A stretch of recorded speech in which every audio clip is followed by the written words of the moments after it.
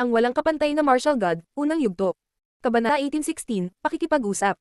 Ang Tiantay ay misteryoso at makapangyarihan, at ang kanilang teritoryo ay napapalibutan na ng hamog. Kahit na sila ay bumangon sa maikling panahon, walang nakakaalam tungkol sa kanila, kaya walang sino man ang kumilos ng walang ingat. Gayunpaman, ngayon ang mga tao ng siyam na dakilang celestial na kastilyo ay nakarating na sa isang desisyon. Sa pagkakataong ito, nagsanib kamay ang siyam na dakilang celestial castle. Ilang katamtamang antas na mga emperador, 12-dosenang mababang antas na mga emperador, at isang grupo ng mga cultivator sa tuktok ng layer ng Zunchi ay nagtipon at pinalibutan ng Tiantay. Tumibok ang puso ng mga tao. Naunawaan nila na sa wakas ay may gagawin ang siyam na dakilang celestial castle. Paano nila hahayaang manirahan doon si Tiantay? Ito ang kanilang teritoryo. Para silang mga hari dito. Ang buffer zone ng kanilang market, at ngayon, isang malakas na bagong grupo ang sumalakay sa kanilang buffer zone at nanirahan doon. Ngayon, may mga naghahamon na tumataas, kaya kailangan nilang gumawa ng isang bagay. Sa wakas ay may gagawin na sila tungkol dito. Akala ng masa ay magre-react sila ng mas maaga, ngunit napakalakas ni Tiantay.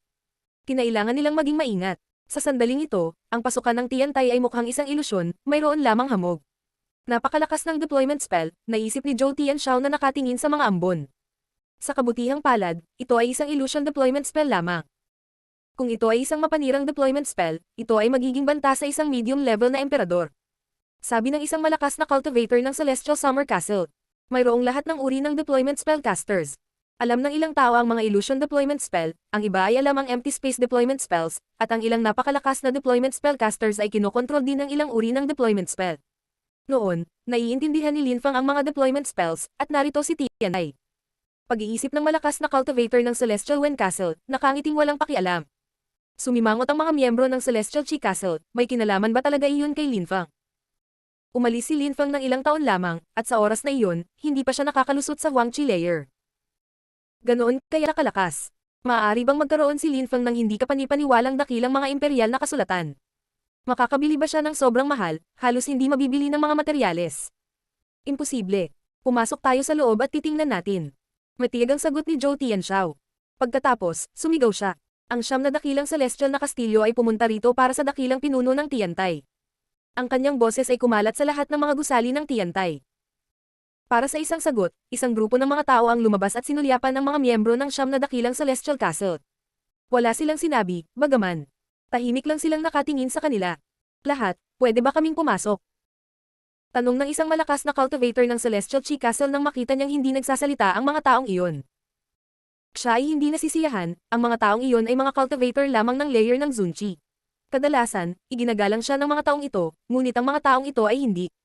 Kung may imbitasyon ka, sagot ng isa sa kanila, na sumulyap sa karamihan ng tao. Ang malakas na cultivator ng Celestial Qi Castle ay nagalit. Kalokohan. Narito ang siyam na dakilang kastilyo sa kalangitan at naglakas loob kang kumilos ng mayabang. Sigaw ng malakas na cultivator ng Celestial Qi Castle, galit na ngayon. Napakaingay niya kaya maririnig siya ng lahat sa mga palasyo ng Tiantay. Hindi ka niyayaya ni Tiantay. Kung hindi ka masaya, pwede ka nang umalis. Walang galang na sagot ng isa sa mga taong iyon. Ang malakas na cultivator ng Celestial Qi Castle ay lalong nagagalit. Malapit na siyang sumabog. Sino sa tingin mo ang kausap mo? Banibuli mo ang mga alagad namin. Kung ang mga tao ng Celestial Qi Castle ay gumawa ng isang hakbang sa Tiantay, sila ay mamamatay, walang pagbubukod. Sabi ng isa pang tao sa sandaling iyon. Narinig ng lahat ang boses, natakot ang mga nanunood. Napaka-agresibo at mayabang. Ang mga miyembro ng Celestial Qi Castle ay hindi na makapunta sa Tiantay. May nagbanta sa Celestial Qi Castle sa buffer zone ng sarili nilang rehiyon, anong kahihiyan? Ang mga mukha ng mga miyembro ng Celestial Qi Castle ay nagbago ng husto. Lahat sila ay mukhang hindi kapanipaniwalang galit. Mga tao mula sa Celestial Summer Castle, mula sa Ancient Celestial Castle at mula sa Celestial Transformation Palace, mangyaring pumasok. Nagsalita ang isa pang boses. Nagningning ang mga mata ng mga tao. Inimbitahan ni Tiantay ang Celestial Transformation Palace, ang Celestial Summer Castle at ang Ancient Celestial Castle na pumasok, ngunit hindi ang mga miyembro ng Great Celestial Palace of Thoughtfulness, ang Palace of the Celestial Kings of Medicine at ang Celestial Wen Castle. Tungkol sa Celestial Qi Castle, walang gaanong masasabi. Inimbitahan ka, sabi ng mga nakikitang miyembro ng Tiantay na nanunood sa mga miyembro ng tatlong grupo. Masaya silang pumunta at tingnan kung ano ang nasa loob. Sumimangot ang mga hindi pa naimbitahan at hinatak ang mahabang mukha. Ang mga taong inimbitahan ni Tiantay ay nawala sa loob ng mga palasyo. Pumunta kami para batiin ka at pinahiya mo kami. Galit na sigaw ng malakas na cultivator ng Celestial Qi Castle. Tumahimik ka, paglabas nila, sasabihin nila sa amin ang lahat. Mahinahong sabi ng malakas na cultivator ng Celestial Wind Castle. Hindi siya nagalit. Ang mga miyembro ng tatlong grupo na inanyayahan ay naglakad sa mga pasilyo at dumating sa isang patio, kung saan inihanda ang isang piging. Napatingin sila sa binata na may pinakamagandang upuan. Napakatalas ng kanyang chi, sa kaliwat kanan niya, mas marami ang mga kabataan, at mukhang napakalakas din nila. Ang isa sa kanila ay hindi kapani-paniwalang matangkad at matibay, na itinayo tulad ng isang tore. Kahit na sila ay mga mababang antas lamang na emperador, sila ay talagang malakas. Siguradong galing sila sa mga sikat na angkan, naisip ng grupo. Sino ang nagkontrol sa Tiantay? Bakit lahat ng mga kabataang iyon ay mukhang pambihira? Lahat, mangyaring umupo. Sabi ni Chinwo, tumayo. Ang mga panauhin ay naupo ng walang gulo. Pumunta kayong lahat sa Tiantay para sa isang dahilan, sa palagay ko. Mangyaring, huwag mag-atubiling makipag-usap sa amin tungkol sa anumang bagay. Sabi ni Chinwo bago siya muling umupo. Paumanhin sa pagiging masungit, ngunit bakit ka pumunta dito, at bakit mo itinayo ang Tiantay sa buffer zone ng aming teritoryo? Diretsong tanong ng isang mula sa Celestial Summer Castle. Hindi na rin niya kailangang sumayaw sa gusto nila. Hayaan mo akong magpaliwanag. Pagsingit ni Wo, sinulyapan niya ang karamihan, ang kanyang mga mata ay puno ng nagninangas na araw, at nagpatuloy. Hindi ako interesadong malaman kung bakit ka pumunta rito. Gayunpaman, inanyayahan ka namin at may ilang bagay na kailangan mong maunawaan ng malinaw. Una, nandito si Tiantay at mananatili dito, at lalawak din kami. Pangalawa, lalaban din ang Tiantay sa ilan sa siyam na dakilang Celestial Castle, ngunit maiiwasan ito. Pangatlo, natukoy ni Tiantay ang ilang tuntunin hindi lamang tungkol sa lugar na ito, kundi pati na rin sa iba't ibang maliliit na mundo. Habang nagsasalita si Wo, nagsimulang tumibok ang puso ng mga tao. Hindi ba sila masyadong lumayo? Huwag kang masyadong magmadali. Itinaas ni Wo ang kanyang kamay, pagkatapos ay nagpatuloy siya. Hindi ko na uulitin ang tatlong bagay na iyon. Ngayon, maaari kang gumawa ng desisyon, maaari kang makipagkaibigan sa amin, o maaari kang maging kaaway. Malaya kang gumawa ng sarili mong mga desisyon. Hindi mo na rin kailangang sabihin sa akin. Tandaan niyo lang ang sinabi ko. Napakayabang, naisip ng mga bisita. Hindi pa nila nakilala ang isang taong mayabang. Sige, mag-enjoy tayo sa handaan. Pwede kang umalis kahit kailan mo gusto. Tandaan na ang mga taong hindi embotado ay hindi makaka-enjoy sa piging na ito. Tumayo si Wo at umalis. Ang mga tao ay natulala sa kanyang gawi. Lahat ng tao, napakasama ng ugali niya. Pasensya na, pero tama siya. Ang mga taong hindi na imbitahan ay hindi man lang magkakaroon ng pagkakataong makipag-inuman sa atin. Masayang sabi ni Tantay na masayang tumawa. Lahat, halika, inom tayo. Maraming iniisip ang mga tao, ngunit hindi sila makatanggi sa pag-inom kasama si Tantay. Sinabi sa kanila ni Wo na maaari silang gumawa ng sarili nilang mga desisyon, maaari silang umalis kung gusto nila. Oh, siya nga pala, sino ang leader ni Tiantay? Tanong ng isa pang binalik ang baso nila sa mesa. Tumiti sina Tantay at Chinwo at sinabi ni Tantay. Ang mga pinuno ng Tiantay ay mga miyembro nito. Para kaming magkakapatid. At saka, isa lang ang masasabi ko sa iyo, walang mataas na antas ng cultivation sa Tiantay, ngunit nagawa naming itayo ang Tiantay dito. May sasabihin din ako sa iyo, hindi estranghero yung nagpasimula ng proyekto sa pagtatayo. Kilala mo siya. Hindi kanya tinuturing na mga kaaway, maaari kayong magpasya kung gusto mo siyang maging kaibigan o kaaway niya. Tumiti si Chinwo. Pagkatapos, tumayo silang dalawa at nagsabi. Tulungan ninyo ang inyong sarili. Pagkatapos, umalis sina Tantay at Chinwo. Gayunpaman, tumibok ang puso ng mga tao. Kilala nila ang nagpasimuno ng proyekto. Si Lin Fang, bumalik na siya. Si Zia Tianfan ay dumating din sa palasyo. Siya ang unang bumasag sa katahimikan. Kinilig ang karamihan. Si Lin Fang ay nagdulot ng maraming problema sa Celestial Chi Castle noon. Bumalik na siya, at gumawa siya ng bagong grupo dito. Nang makaalis ang mga miyembro ng tatlong grupo sa Tiantay, pinalibutan sila ng ibang mga grupo ng mga tanong, ngunit ang mga taong iyon ay ngumiti lang at sumulyap sa kanila. Wala silang sinabi at mabilis na umalis. Ang mga taong naiwan sa labas ay namangha. Sa pag-alis nila, ang mga nasa labas ay nakarinig ng boses na mula sa loob ng Tiantay. Ang Tiantay ay may mensahe para sa Celestial Wind Castle, Celestial Sikong Castle, ang Great Celestial Palace of Thoughtfulness, at ang Celestial Palace of the Punishing Thunders. Kung gusto mong pumunta sa Tiantay, ipadala ang iyong mga pinuno.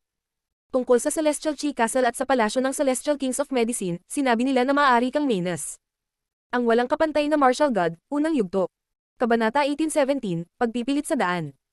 Kung gustong pumunta ng apat na grupo sa Tiantay, kailangan nilang ipadala ang kanilang mga pinuno. Maaring Manus ang Celestial Chi Castle at ang palasyo ng Celestial Kings of Medicine. May naiintindihan na ngayon ang karamihan. Ang tatlong grupo na nakapunta sa Tiantay ay pinakitunguhan ng maayos at magalang, kaya naman wala silang sinabi at diretsyong umalis. Isa pa, bukas ng tanghali. Pupunta si Tiantay sa palasyo ng Celestial Kings of Medicine. Umalangaw ang isa pang boses. Ang malalakas na cultivator ng palasyo ng Celestial Kings of Medicine ay biglang nagmukhang galit at kinakabahan. Sige, ang palasyo ng Celestial Kings of Medicine ay magiging masaya na tumanggap ng Tiantay. Isang malakas na cultivator ng palasyo ng Celestial Kings of Medicine ang nagsalita pagkatapos manatiling tahimik ng ilang segundo. Hindi na sila makapaghintay na makita kung sino ang mga cultivator ni Tiantay. Napapalibutan na ngayon si Tiantay ng isang illusion deployment spell, kaya hindi sila makakapasok sa loob para pumatay ng mga tao. Ngunit kung ang mga tao ni Tiantay ay dumating sa kanilang teritoryo, kung gayon ito ay ibang kwento. Tara na, umalis ang malalakas na cultivator ng palasyo ng Celestial Kings of Medicine. Nagsimula na ring umalis ang ibang tao. Ang malalakas na cultivator ng Celestial Chi Castle ay malamig na tumingin kay Tiantay sa huling pagkakataon at umalis din. Ang malalakas na cultivator ng Celestial Wen Castle ay sumulyap din kay Tiantay, ang kanilang mga mata ay kumikinang. Dahil iba ang ugali ni Tiantay depende sa kung sino sila, nangangahulugan ito na talagang may kinalaman sila sa siyam na dakilang Celestial Castle. Napakagalang ni Tiantay sa Celestial Transformation Palace, sa Celestial Summer Castle, at sa Ancient Celestial Castle. Si Tiantay ay hindi magalang sa Celestial Wen Castle, Celestial Sikong Castle, at iba pa, hiniling nila sa kanila na ipadala ang kanilang mga pinuno. At sa wakas, ang Celestial Chi Castle at ang palasyo ng Celestial Kings of Medicine ay sinabihan na asar. Iyon ay hindi kahit na pagiging impolite, iyon ay isang panunukso. Kung isasaalang-alang ang mga pangyayari, ang malakas na cultivator ng Celestial Wen Castle ay may pakiramdam na si Lin Feng ay may kinalaman sa kanila. Gayunpaman, mayroon pa rin silang mga pagdududa, dahil hindi maaaring maging ganoon kalakas si Lin Feng, hindi ba? Sinabi ni Tiantay na pupunta sila at bibisita sa palasyo ng Celestial Kings of Medicine bukas ng tanghali. Ano kaya ang mangyayari? Ano ang gagawin nila? Lahat, mukhang kailangan nating ipaalam sa Qingdi Mountain. Walang pakialam na sabi ng malakas na cultivator ng Celestial Wen Castle. Ang iba ay umalis kaagad, na nauunawaan na kailangan nilang ipaalam sa kanilang soberanya. Mahiwaga si Tiantay, kaya hindi sila sumubok ng anumang mapanganib. Kailangan nilang mag-ingat, lalo na ngayong may illusion deployment spell sa paligid ng mga palasyo ni Tiantay ngayon. Kailangan nilang maghintay at makita. Ang balita na pupunta si Tiantay sa Palace of the Celestial Kings of Medicine kinabukasan ay mabilis na kumalat sa siyam na dakilang Celestial Castle. Maraming tao ang nagsimulang pumunta sa Palace of the Celestial Kings of Medicine upang tamasahin ang palabas. Ipinaalam din ng mga miyembro ng palasyo ng Celestial Kings of Medicine sa kanilang mga pinuno. Nagsimulang magtipon ng ilang malalakas na cultivator sa buffer zone sa pasukan sa palasyo ng Celestial Kings of Medicine. Titingnan nila kung ano ang gagawin sa kanila ni Tiantay. Kinabukasan, ang araw ay sumisikat at sa pinakamataas nito. Bagamat medyo mainit, may mga taong nilalamig. Maraming malalakas na cultivator ang naririto ngayon, patungo sa buffer zone ng palasyo ng Celestial Kings of Medicine. Sa pasukan ng Palace of the Celestial Kings of Medicine, masigla ang kapaligiran. Sa loob ng palasyo ng Celestial Kings of Medicine, sa labas ng isang gusali, tumingin sa langit ang isang emperador na may puting balbas na nakasuot ng puting damit. Nasa pinakamataas na ang araw. Kumunat ang noo niya at malamig na tumingin sa malayo. Halos oras na, malapit nang dumating si Tiantay. Guro, wala ka rito kahapon, ngunit pinahiya ni Tiantay ang palasyo ng Celestial Kings of Medicine. Inimbitahan nila ang Celestial Summer Castle at dalawang iba pa sa loob, ngunit hindi nila inimbitahan ang Celestial Wen Castle at ilang iba pa. Gayunpaman, sinabi nila na ang Celestial Chi Castle at ang Palace of the Celestial Kings of Medicine ay maaaring magalit. Bibisitahin din daw nila kami. Napakayabang nila. Malamig na ulat ng isang malakas na cultivator. Alam ko, mahinahong sagot ng emperador na may puting balbas. Ngayon, mayroon tayong 6 na katamtamang antas na mga emperador, mayroon din tayong 18 mababang antas na mga emperador, at narito rito. Titingnan natin kung sila ay sapat na malakas upang makipagkompetensya sa gayong hukbo. Kung nag-bluff si Tiantay, dito sila mamamatay. Bukod sa batang iyon noon, hindi pa ako nakakita ng ganoong karugan. Ang sabi ng iba, ang emperador na may puting balbas ay malamig na ngumiti at nagtanong. Yesi, kailan darating si Yesheng? Huwag kang mag-alala. Pagkatapos ng pagkatalo ni Yesheng, labis siyang nalungkot kaya nagpunta siya sa isang dosenang maliliit na mundo at ng alap ng karanasan. Matapos makapasok sa Huangqi Layer, bumalik siya at pumunta sa Qingdi Mountain, talagang nagsasanay siya ng cultivation doon. Iniisip ni Emperor ni Chen na mas malakas pa siya kaysa kina Qi Yu Chen at Zhou Tianruo. Maaari pang makipagkompetensya si Yesheng kay Wen Aofang. Sabi ko bumalik na siya. Babalik siya kasama ang mga kaibigan mula sa Qingdi Mountain, lahat sila ay mababa ang antas ng mga emperador. Kahit malakas si Tiantay, wala silang magagawa sa atin. Ang malalakas na cultivator ng Qingdi Mountain ay hindi ka panipaniwala, malamang na mapatay nila ang mga taong iyon. Hindi ako nag-aalala sa iyo. Walang pakialam na sabi ng emperador na may puting balbas. Malamig na ngumiti ang lahat ng emperador sa paligid niya. Sa mga cultivator ng Qingdi Mountain, mas kaunti ang panganib. Malapit nang masira ang Tiantay. Sa sandaling iyon, itinaas ng mga tao ang kanilang mga ulo at tumingin sa malayo, oras na. Sa di kalayuan, lumitaw ang isang malakas na cultivator na nakasuot ng puting damit, malinis at simple ang itsura. Sa kanyang damit, mayroong isang logo ng Tiantay, isang napakalaking palasyo na may walang katapusang hagdanan na umakyat sa kalangitan. Nakatutok sa kanya ang mga mata ng mga tao. Napakaraming malalakas na cultivator. 30 emperador, nag-recruit sila ng higit sa 30 emperador sa napakaikling panahon. Hindi ka panipaniwala. Naisip ng karamihan. Natulala sila. Ngunit mayroon ding higit sa daang mga cultivator ng tuktok ng layer ng Zunchi kasama nila, at sila ay nag-drag ng isang napakalaking tangke. Ang tangke ay lilang at nakasisilaw, nagawa sa mga lilang meteorite. May 9 na dragon sa paligid nito. May mga taong sumakay sa kanila. Sila ay tumingin marilag at kahanga-hanga. May mga malabong silhouette din sa tangke, na parang nasa isang deployment spell. Napakahiwaga pa rin ni Tiantay. Walang nakakaalam kung sino o kung gaano karaming tao ang nasa tangke. Ang mga taong ito ay mukhang hindi maarok at misteryoso. Parami ng parami ang mga tao, nangunguna ang mga emperador ng Tiantay. Sa wakas, nakarating sila sa main route. Nandito na sila. Lahat ay naghihintay. Gayunpaman, nang lumapag ang mga taong iyon, ang mga tao ay biglang natatakpan ng malamig na pawis. Ang chi ng mga cultivator ni Tiantay ay nakakatakot. Nais ba nilang sirain ang palasyo ng Celestial Kings of Medicine? Kung hindi malakas ang Tiantay, sinalakay ba nila ang lungsod? Pupunta ba sila sa palasyo ng Celestial Kings of Medicine ng ganito? Sa palasyo ng Celestial Kings of Medicine, ang mga tao ay bumangon sa himpapawid. Gayunpaman, hindi sila nang ahas na pigilan ng mga cultivator ni Tiantay na sumulong. Ang mga dragon at ang tangke ay nagpatuloy sa pagsulong. Napakatapang. Naisip ng emperador na may puting balbas, ang kanyang ekspresyon sa mukha ay nagbago ng husto nang makita niya ang hukbong iyon. Ang mga tao ni Tiantay ay mayabang. Kahit na naglakbay ang mga pinuno ng 9 na kastilyo, hindi nila ginawa ang mga bagay na tulad nito. Baliw si Tiantay. Tumigil ka, sigaw ng emperador na may puting balbas ng napakalakas. Ang mga silweta ay tumaas sa hangin. Higit sa 20 emperador, kabilang ang 6 na katamtamang antas na mga emperador. Lahat sila ay mukhang napakalakas. Kung si Tiantay ay maglakas loob na kumilos ng mayabang, mabuti, ang palasyo ng Celestial Kings of Medicine ay magpapakita sa kanila. Huminto lahat ang mga emperador ng Tiantay, ang mga dragon, at ang tangke. Napapalibutan pa rin sila ng hamog, at walang nakakakita kung sino ang nasa tangke, o kung gaano karaming tao ang nasa loob. Dahil nandito ka na, sa palasyo ng Celestial Kings of Medicine, bakit ka nagtatago? Dapat ipakita mo yung mukha mo. Malamig na umungol ang emperador na may puting balbas. Hindi rin siya makakita sa dilim. Ang walang kapantay na martial god, unang yugto. Kabanata 1818, malaking pagkakaiba. Sa sandaling iyon, ang iba pang malalakas na cultivator mula sa 9 na dakilang Celestial Castle ay nasa palasyo din ng Celestial Kings of Medicine. Hindi nila inilihim ang kanilang presensya, kaya hindi sila pinigilan ng palasyo ng Celestial Kings of Medicine na manood. Nasaan man ang mga taong iyon, sa sandaling iyon, ang mga miyembro ng palasyo ay panay ang tingin sa karwahe. Sino ang nasa loob? Matandang maputi ang balbas. Noon, nang umalis ako sa 9 na dakilang kastilyo sa kalangitan, sinabi ko sa iyo na balang araw ay babalik ako sa palasyo ng Celestial Kings of Medicine. Nandito ako ngayon. Isang paus na boses ang nagsalita. Galing ito sa karwahe. Ang emperador na may puting balbas ay natulala. Siyempre, naalala niya ang oras na iyon. Sa unang pagkakataon na narinig niyang sinabi niya iyon, wala siyang pakialam, ngunit sa pangalawang pagkakataon, naalala niya dahil naipakita niya kung gaano siya katatag sa kompetisyon para sa maliliit na mundo. Noon, naisip niya na si Lin Fang ay maaaring magdulot ng banta sa kanila sa loob ng 10 taon. Gayunpaman, hindi lumipas ang 10 taon, at nakabalik na ang mayabang na binata. Ang hamog sa paligid ng karwahe ay dahan-dahang kumalat. Tinitigan ito ng malalakas na cultivator ng palasyo ng Celestial Kings of Medicine nang may lumabas na grupo ng mga tao. Lahat sila ay bata pa, ngunit lahat sila ay mukhang pambihira. Nagsimulang manginig ang mga miyembro ng Palace of the Celestial Kings of Medicine. Tulad ng inaasahan, ikaw iyon, Lin Fang. Sabi ng mapuputing balbas na matandang nakatitig kay Lin Fang. Ang grupo ng mga tao ay tumalon mula sa karwahe at bumangon sa himpapawid. Lahat ng miyembro ng 9 na dakilang Celestial Castle ay malinaw na nakikita ang mga ito. Natulala sila. Nakabalik na si Lin Fang, at muli niyang nilikha ang Tiantay sa kanilang buffer zone.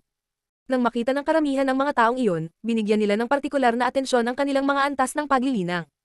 Maraming tao ang nakahinga ng maluwag.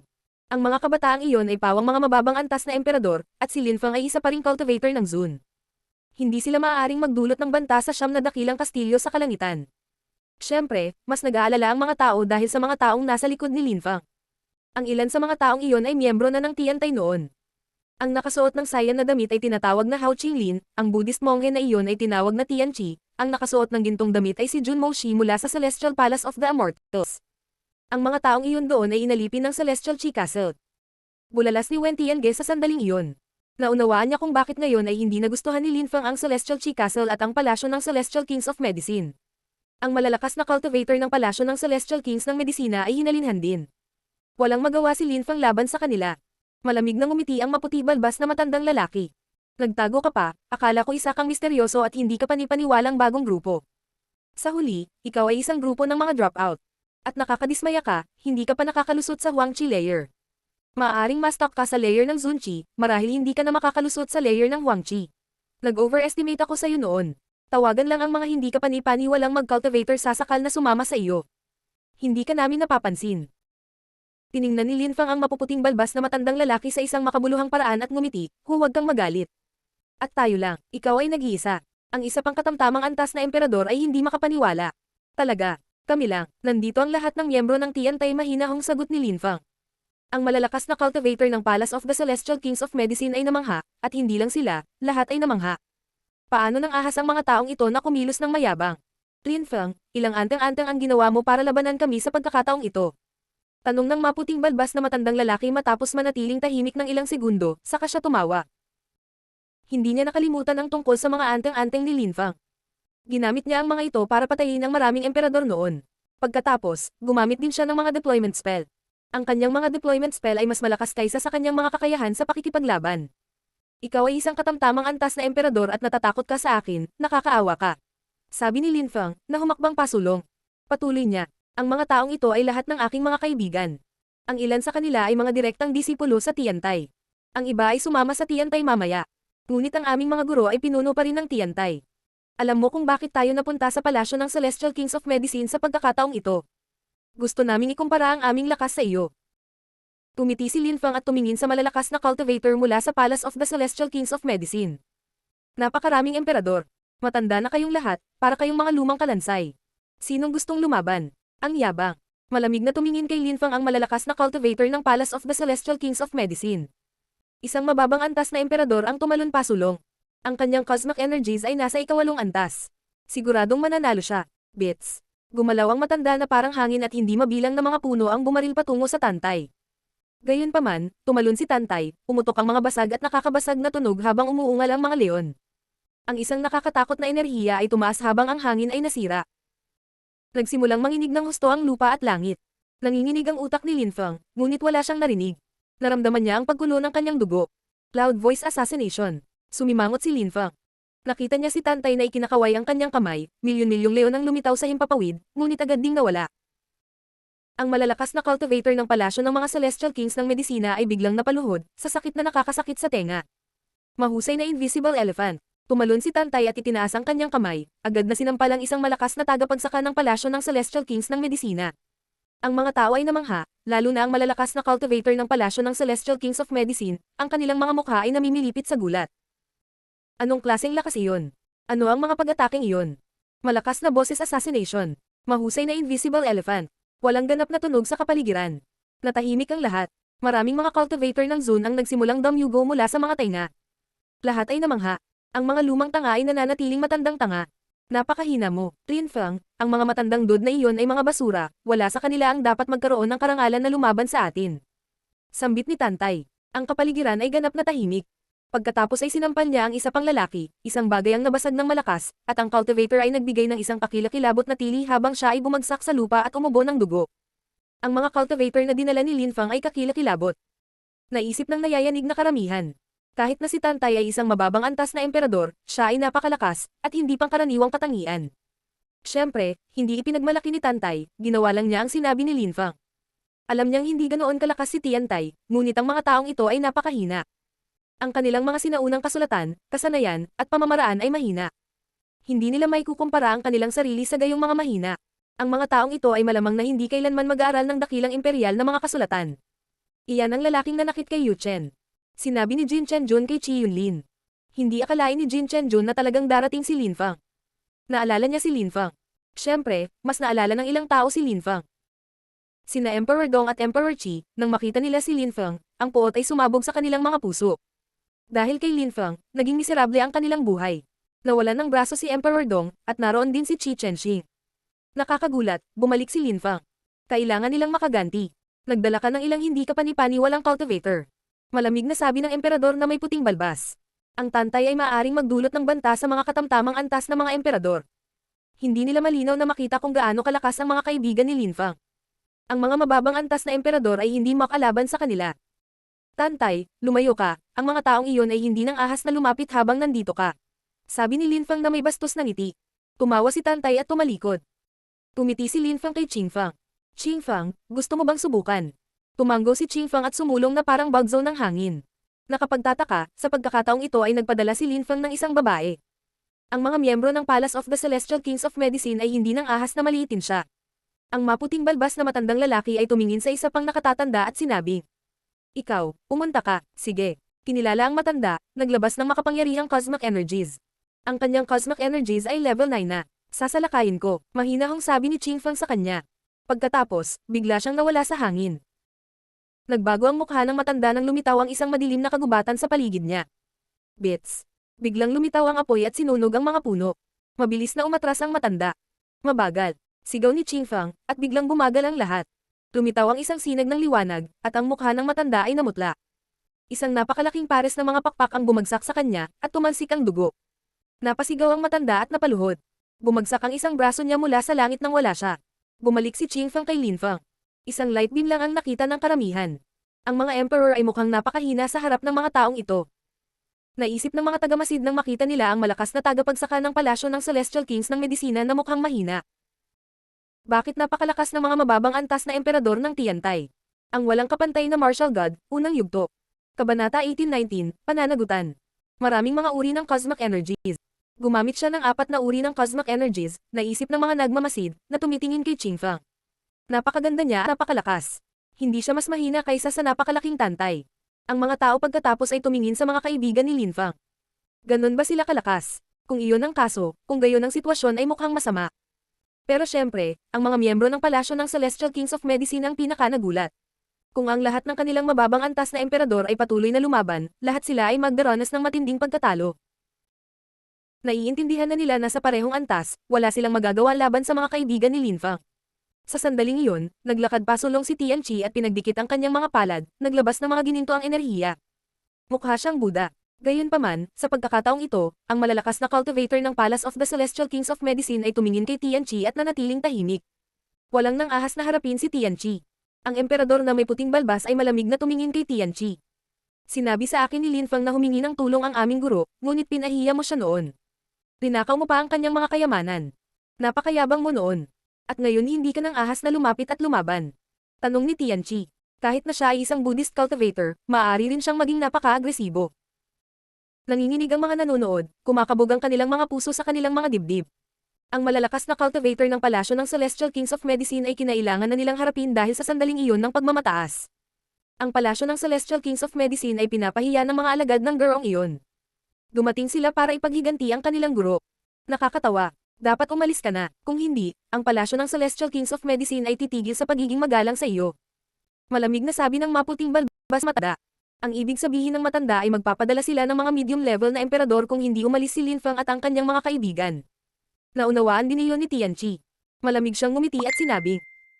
Ngayon, one-on-one man o group battle, hindi kami titigil sa pakikipaglaban. Huwag mong subukan at humanap ng dahilan. Wala kang hiya at ignorante. Pumunta ka sa palasyo ng Celestial Kings ng medisina para pukawin kami.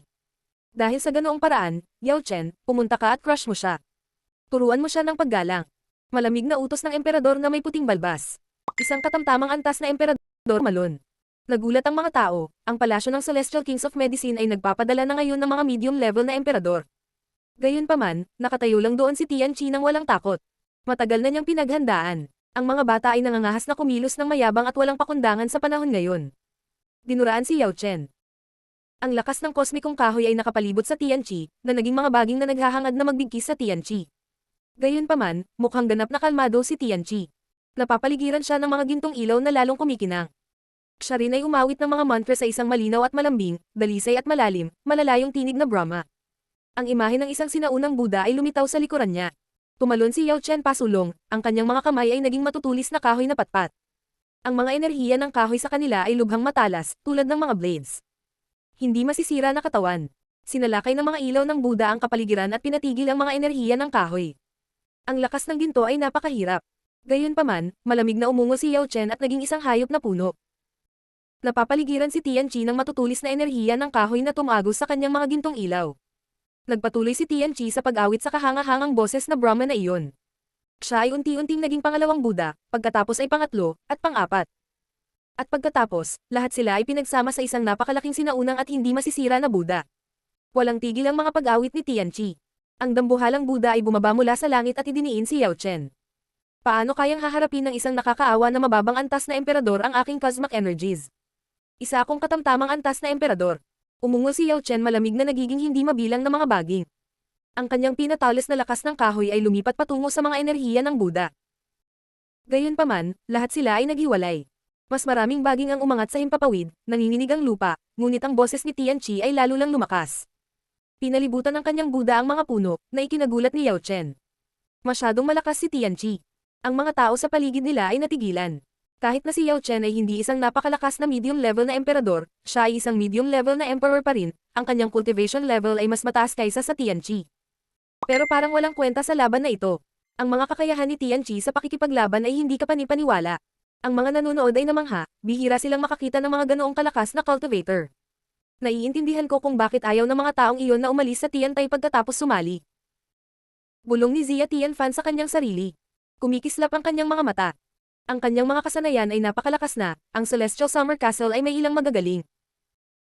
Gayunpaman, ang mga kakayahan ni Tianqi sa pakikipaglaban ay lampas sa kakilakilabot, higit pa sa mga kasanayang natutunan niya. Ang mga alagad ni Tiantai ay nagmula sa maliit na mundo. Sa kontinente ng Siyam na Ulap, wala silang kinatatakutan. Masyado silang determinado at iniisip lamang nila ang paglilinang. Walang makakaimpluwensya sa kanila. Ang mga henyo ng Siyam na dakilang Celestial Castle, kahit na sila ay may talento, ay hindi sapat na determinado. Wala silang ambisyon, umaasa silang lahat na makakasama sila sa Qingdi Mountain at iyon lang. Pagkatapos maging sapat na malakas sa Qingdi Mountain, minsan sinusubukan nilang maglakbay at maging mas malakas ngunit inaabot sila ng maraming taon. Sa Siyam na dakilang Celestial Castle, lahat ay gustong maging mga disipulo ng Qingdi Mountain, isa ito sa kanilang pangunahing layunin. Ngunit noong nasa Qingdi Mountain na sila, habang comfortable silang nagsasanay sa paglilinang sa Qingdi Mountain, si Lin Feng at ang kanyang mga kaibigan ay naglakbay ng libu-libong kilometro. May kanya-kanya silang landas. Gusto kong maging mas malakas. Kailangan ko nang umalis. Hindi na ako makakatagal dito. Kailangan kong kalimutan ang lahat. Kailangan kong pumili ng sarili kong landas at magsimula sa lahat, napabuntong hininga si Xia Tianfan. Bigla siyang nakaramdam ng pagka-relax. Ilang tao ang may kaparehong pag-iisip sa kanya. Maraming tao ang natuwa na manatili rito, karaniwang nakatira sila sa isang kulungan na ginawa nila para sa kanilang sarili. Sa sandaling iyon, natapos ang labanan. Ang pag-atake ng sentient beings Buddhist enlightenment ni Tianqi ay pinahirapan ang katamtamang antas na emperador at dinurog siya hanggang sa mamatay. Napatay ni Tianqi ang isang katamtamang antas na emperador. Gusto mong mamatay. Malamig na sabi ng emperador na may puti pas. Ang ilang malalakas na cultivator sa paligid niya ay biglang nagsimulang tumakbo pasulong at naglabas ng mga cosmic energies. Ang malalakas na cultivator ng palasyo ng Celestial Kings ng Medisina ay sumugod kay Tianqi. Gustong umatake ni Tantay, ngunit pinigilan siya ni Lin Feng at sinabi. Tungkol ito sa mga direktang disipulo ni Tiantai ngayon. Hindi na kailangang makisali ang ibang mga kapatid. Habang nagsasalita si Lin Feng, si Hao Qinglin ay nagsimula ng tumakbo pasulong at pinakawalan ng Azura Reincarnation Strength. Dalawang cultivator ang namatay kaagad. Tumibok ang puso ng mga tao. Tinaga ng isang espada ang dalawang emperador. Hindi ipinakita ni Hao Qinglin kung gaano siya kalakas noon, ngunit nakikita na ito ng karamihan. Sina Ban Rou, Xingzan, at Li Hen ay umatake din. Sila rin ay mga direktang alagad ng mga emperador. Kailangan nilang tumulong. Pinapatay ng 5 mababang antas na emperador ang mga emperador ng palasyo ng Celestial Kings of Medicine, siraba sila. Pinigilan ni Lin Feng ang ilan pang mga tao na lumaban. Si Hao Qinglin at Tianqi ay nagpatuloy sa pagtakbo pasulong.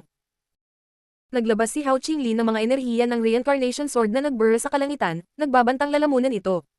Ang mga ilaw ng Buddha ni Tianqi ay nagpapaliwanag sa langit at lupa. Si Ban Rou ay nanatili sa likuran nila, dahil siya ay mahina. Sa sandaling iyon, humakbang din si Lin Feng pasulong at malamig na tumingin sa maputing balbas na matandang lalaki. Hindi kita papatayin pero noon, pinahiya mo ang guro ko. Kailangan mong magbayad, ngunit 100 beses pa. Ang maputing balbas na matandang binalik ang tingin kay Lin Feng na walang emosyon. Nanginginig siya sa loob.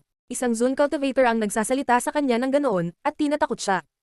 Mamatay. Sigaw ng isang malakas na cultivator sa sandaling iyon, na umaakay patungo kay Lin Feng. Sa sandaling inakala ng mga tao na sasalakayin si Lin Feng, may ibang tao na nagulat sa kanya. Gayunpaman, hindi gumalaw si Lin Feng. Ang malakas na pag-atake ng cultivator ay agad na tumama kay Lin Feng. Ang mga tao ay hindi nakaimik at natulala, si Lin Feng ay hindi man lang gumalaw. Gayunpaman, napakabilis, napagtanto nilang mali sila. Itinaas ni Lin Feng ang kanyang kamay at hinawakan ang ulo ng cultivator na iyon. Itinaas niya ang ulo ng lalaki, na nakita lamang niya ang dalawang malamig na estudyanteng nakatingin sa kanya. Boom! Isang pagsabog ang umalangaw at nagkalat ang mga cosmic energies. Ang bungo ng cultivator ay sumabog, at ang kanyang walang ulo na bangkay ay nahulog mula sa langit. Ang puso ng mga tao ay galit na kayang patayin ni Lin Feng ang mga emperador ng ganoon kadali. Parang napakasimple para sa kanya. Ang walang kapantay na martial god ng yugto. Kabanata 1820, Pagkatay. Sun Chi Layer. Ang lahat ay namangha, si Lin Feng ay bumalik, at siya ay bumalik kasama ang ilang napakalakas na tao sa mga disipulo ni Tiantai. Si Lin Feng ay mukhang mayroon lamang siyang lakas ng Sun Chi Layer, na itago ba niya ang kanyang cultivation level. Ang isang mababang antas na emperador ay hindi maaaring saktan siya sa kanyang pisikal na lakas, naisip ng nayayanig na karamihan. Ang Chi ay tumaas sa kalangitan, ang mga lilang sinulid na dumadaloy dito. Ang tangke ay tumaas sa hangin. Dahan-daang naglakad si Lin Feng patungo sa isang katamtamang antas na emperador. Ang isang mababang antas na emperador na sumusubok na hamarang sa daan ay nadurog ng tangke ng lila at halos nawala. Sa kanyang kaliwang bahagi, isa pang malakas na cultivator ang sumalakay kay Lin Feng, ngunit biglang lumingon si Lin Feng at tumingin sa cultivator na iyon gamit ang kanyang itim na mga mata, inaatake ang kanyang kalooban. Inilabas niya ang kanyang makadiyos na kamalayan, at ang taong iyon ay nagkaroon ng sensasyon na siya ay mamamatay, sinampal siya ni Lin Feng, gamulong ang lakas ng kalpa, at dinurog ang cultivator na iyon na hindi makayanan ng isang pag-atake. Ang mga mababang antas na emperador ay hindi makatanggap ng kahit isang pag-atake mula sa kanya, naisip ng mga miyembro ng Celestial Chi Castle. Si Lin Feng at ang kanyang mga kaibigan ay napakalakas. Nagdulot sila ng isang tiyak na banta. Sa karamihan ng tao ay marami sa mga matandang kaibigan ni Lin Feng, tulad ni Wen Tiange, Zia Tianfan, at iba pa. Nang makita nila si Lin Feng na lumaban ng ganoon, ang kanilang mga puso ay napuno ng ambisyon at sigasig, at ang kanilang dugo ay kumukulo. Si Lin Feng ay naging napakalakas na madali niyang nadudurog ang mga mababang antas na emperador.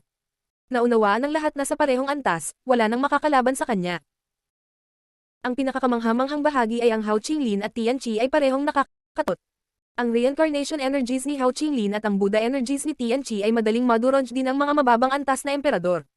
Ang mga katamtamang antas na emperador ay hindi rin maaaring makipagkompetensya sa kanila. Nadurog na ni Tian Qi ang isa pang katamtamang antas na emperador at dalawang mababang antas na emperador. Si Hao Qinglin ay nag-aral ng husto ng Celestial Evolution Holy Scriptures. Sila ay hindi kapanipaniwalang makapangyarihan.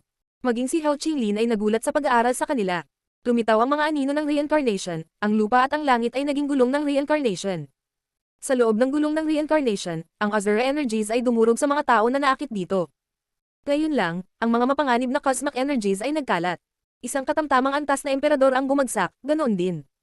Nag-condense si Hao Qinglin ng isang normal na espada at pagkatapos ay muling nagkatawang tao sa loob nito. Kahit na sina Ban Roo, Li Hen, at Sheng Zan ay hindi kasing lakas ni Hao Qinglin at Tian Qi, mayroon din silang partikular na kapangyarihan at talagang nagsanay sila ng cultivation sa Yaoye Island. Marami na rin silang nalakbay, kaya marami silang karanasan. Sa makatuwid, ang mga cultivator ng parehong antas sa Palace of the Celestial Kings of Medicine ay hindi rin makakalaban sa kanila. Napanood ng karamihan ang labanan habang ang mga bato ay sumabog at ang alikabok ay patuloy na tumataas. Tumitaw ang mga kanyan sa lupa, at ang mga palasyo ay sumabog. 6 na cultivator mula sa Tiantai ang kinakatay silang lahat. Ang mababang antas na mga emperador ng Tiantai ay madaling apihin ng mga katamtamang antas na mga emperador ng palasyo ng Celestial Kings ng Medisina. Tumapag si Lin Feng sa harap ng isang katamtamang antas na emperador at naglabas ng walang kamatayang enerhiya. Mukha siyang Diyos ng kamatayan. Tumibok ang puso ng katamtamang antas na emperador habang bumababa ang kidlat mula sa langit. Sinuntok siya ni Lin Feng, na nagpayanag sa langit at lupa. Hindi niya kailanman naramdaman ang ganoong pakiramdam, natatakot siya sa isang tao na hindi naman isang mababang antas na emperador. Si Lin Feng ay nag-condense ng mapanirang immortal enerhiya. Bumagsak ang purple tang, at sa wakas ay sumabog at namatay ang medium level na emperor. Tiningnan ni Lin Feng ang puting balbas na emperador na hindi gumagalaw. Mayayabang nanginisyon siya ni Lin Feng at sinabing, "Ano? Kamahalan, hindi ka man lang naglakas loob na lumaban." Tumibok ang puso ng emperador na may puting balbas. Pinagmasdan niya ang eksena, hindi siya mapakali. Si Lin Feng ay naging napakalakas. Hindi niya akalain na magiging ganoon kalakas si Lin Feng. Hindi niya akalain na may lalabas ding Tiantai. Hindi niya akalain na may grupo ng nakakatakot na mga kabataan ang pupunta sa kanilang teritoryo at muling itatayo ang kanilang sekta dito. Kahit na sila ay mga mababang antas na emperador lamang, maaari na nilang patayin ang mga katamtamang antas na emperador. At kinokontrol pa ni Linfang ang immortal na enerhiya. Noong umalis ako, sinabi ko sa iyo na babalik ako sa palasyo ng Celestial Kings of Medicine. Ngayon, gusto kong lumuhad ka at magpatira pa ng 300 beses. Kung gagawin mo, hindi kita papatayin. Walang emosyong saad ni Linfang. Namula sa galit ang mukha ng emperador na may puting balbas. Siya ay isang katamtamang antas na emperador ng palasyo ng Celestial Kings ng Medisina. Maaari ba siyang magpatira pa ng 300 beses sa harap ng isang cultivator ng Zun, at higit pa rito ang isa na mas bata sa kanya? Bata ka pa, maging maawain. Ikaw ay nasa palasyo ng Celestial Kings of Medicine, ang aming teritoryo. Maingat na sagot ng emperador na may puting balbas. Sinusubukan niyang pagbantaan si Linfang. Maraming kabataan mula sa Tiantay ang hindi pa umaatake, at alam niyang hindi mananalo ang palasyo. Kung naging maawain ka, hindi mangyayari ang araw na ito. Pinahiya mo ang guro ko, mas masahol ka pa sa hayop. Dinuraan si Linfang, agresibong naglalabas ng mga enerhiya. Mukha siyang death god. Ang emperador na may puting balbas ay nakatitig kay Linfang. Sa likod niya, may lumitaw na kakaibang puno. Karamihan sa mga inapo ng palasyo ng Celestial Kings of Medicine ay may espiritu ng puno at kontrolado ang kosmikong enerhiya ng kahoy. Malamig na pinagmamasdan siya ni Linfang, ang kanyang ekspresyon ay nagyelo. Nagsagawa siya ng ilang hakbang pasulong, naglabas ng kosmikong enerhiya ng hangin. Gama pa siya sa harap ng matanda at naglabas ng sword energy. Naramdaman ng emperador na may puting balbas ang papalapit na enerhiya, at nagkaroon ng impresyon na masusuffocate siya dahil sa pressure. Ang mga nakakasilaw na ilaw ay tumagos sa kanyang mga mata at nagsimula siyang makaramdam ng sobrang init, na para bang nagsimula siyang mag-apoy. Ginamit niya ang kanyang tree spirit para protektahan ang kanyang sarili. Ang kanyang mga kamay ay naging baging, ngunit ang mga baging ay agad na naputol ng mga ilaw ng espada. Ang lakas ng espada ni Linfang ay mabigat, gumagamit siya ng 3 uri ng kahulugan ng espada. Ang puso ng emperador na may puting balbas ay kumakabog ng husto sa sakit. Galit na galit siyang sumigaw, at lumitaw ang isang kagubatan. Sa sandaling iyon, ang pang-apat na espada ay gumalaw patungo sa kanya at bumaba mula sa langit. Ito ay tila isang hindi namamatay na shooting star habang ito ay gumagapang sa kalangitan, puno ng immortal na layunin. Wala na siyang panahon para maglabas ng lakas, at hindi niya alam kung ano ang gagawin. Gayunpaman, huminto si Linfang at tumingin sa kanya. Pagkatapos, mabilis siyang kumilos patungo sa emperador na may puting balbas ng buong bilis. Ang emperador ay nagpupumilit na protektahan ang kanyang sarili mula sa ika-4 na pag-atake ng espada. Itinaas ni Linfang ang kanyang mga kamay, gumagundong ang kulog. At binangga siya ni Linfang. Malakas na nagbitak ang mga buto, at mahinang bumagsak ang emperador. Kahit na siya ay isang katamtamang antas na emperador, ang kanyang pisikal na katawan ay hindi kahit na may lakas ng isang mababang antas na emperador. Madaling mabangga siya ni Linfang. Sinubukan ng emperador na may puting balbas na umungol sa galit habang mahina niyang itinaas ang kanyang ulo. Isang dambuhalang kamay ang bumagsak sa kanyang ulo, itinulak siya sa lupa, kung saan ibinagsak ni Linfang ang kanyang paa sa mukha ng lalaki. Galit na galit ang emperador dahil sa kahihiyan, at naglabas ng mas maraming cosmic energies. Gayunpaman, patuloy siyang sinampal ni Linfang. Pinahiya ni Linfang ang isang matandang katamtamang antas na emperador na para bang siya ay isang ordinaryong matandang lalaki. Mas maraming nakakabasag na mga tunog ang tumaas, at ang matanda ay sumigaw ng kakilakilabot. Maaari siyang mamatay anumang oras, ang kanyang mga organo ay lubhang nasira. Hindi na yan labanan, patayan na yan. Isi ang karamihan. Tumigil na si Linfang sa pag-atake, ngunit maaari niyang durugan ang matandang lalaki, na napilitang lumuhad. Hindi dumating si Tiantay para makipaglaban, naparito sila para hiyain ang palasyo ng Celestial Kings of Medicine na nagpahiya sa kanilang guro. Dinurog ni Hao Qinglin at ng iba pa ang malalakas na cultivator ng palasyo ng Celestial Kings of Medicine. Walang maglalakas loob na saktan sila pagkatapos noon. Ang malalakas na cultivator ng Palace of the Celestial Kings of Medicine ay mukhang mahina sa tabi nila. Tumigil ka. Sabi ng isang tao sa sandaling iyon. Nagulat ang mga tao sa biglang pagpasok. Dumating ang 2 malalakas na cultivator. Ang isa sa kanila ay nagmula sa palasyo ng pinuno ng palasyo ng Celestial Kings of Medicine, at ang isa ay naglakbay mula sa Great Celestial Palace of Thoughtfulness. Siyempre, hindi siya mula sa Great Celestial Palace of Thoughtfulness. Ang kakasigaw lang ay isang cultivator mula sa Qingdi Mountain.